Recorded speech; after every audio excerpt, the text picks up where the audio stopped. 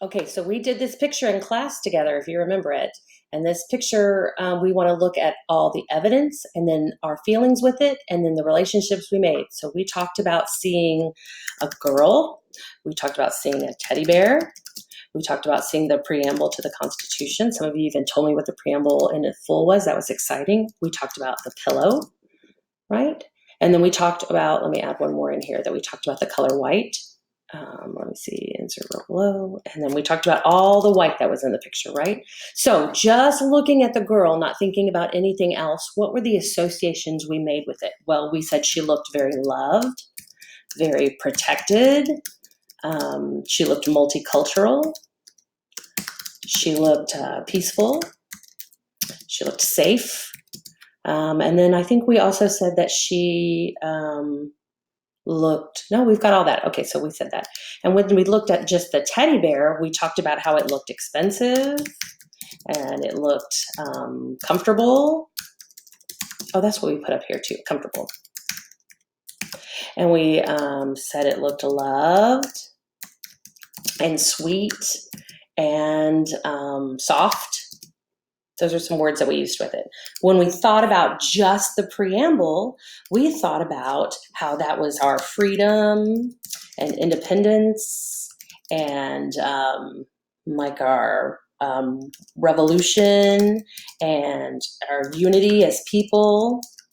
And we talked about how it provided for us. And then we talked about the pillow, and you guys said that the pillow looked soft and comfortable and expensive because it was really full and plush and really soft looking. I think you also said that it looked supportive. I think you guys said supportive because it was propping up her head on it, okay? And then when we just think about the color white, we talked about how white gives us a sense of innocence and purity and expense and freshness. I think is what some of the class said. So remember, I'm only putting one thing in this box, but I'm putting as many things as I can think of in the association box. Because now I want to look for patterns. I want to look for how it repeats or how it contrasts or how it changes. So look at this. I've got comfort here, and I've got comfort here, and I've got comfort here. Wow, that's definitely a pattern. Let me put it back in this box. A pattern of repetition of the idea of comfort, for sure. Do we see any other things that go? Yeah, we've got, let's see, expense, for sure. So we've got something expensive. So we've got expense here and expensive here, and something that relates to expense here. And so we also see a pattern of, don't mind the color, pattern of expense, pattern of repetition with the idea of expense. And then we've also got another pattern here that we've got, right? Protection. So we said safe, protected,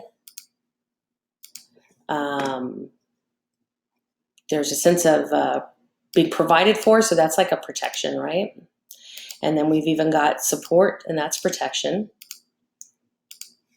Yeah, down there. So we've got the pattern of repetition with the idea of protection. So we don't have anything that contrasted, and we didn't have anything that changed, but we've got a lot of ideas. So if the prompt was, what does the ad convey to us, we would use evidence, associations, and relationships. We would say the picture conveys a repeating relationship, repeating idea of comfort, expense, and protection.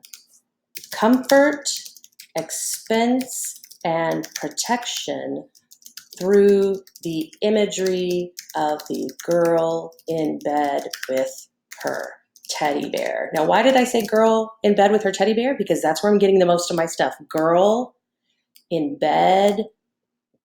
So that's pillow and white with her teddy bear. I didn't need to use the preamble because I only had one sense of connection there. So it didn't do great. But if I have a lot of stuff, like 3 different things in pillow, 2 different things in girl, 2 different things in teddy bear, I want to make sure that I hit on those things. And then each one can be your topic sentence. You could talk about a paragraph just the girl, a paragraph just the teddy bear, a paragraph with just her bed.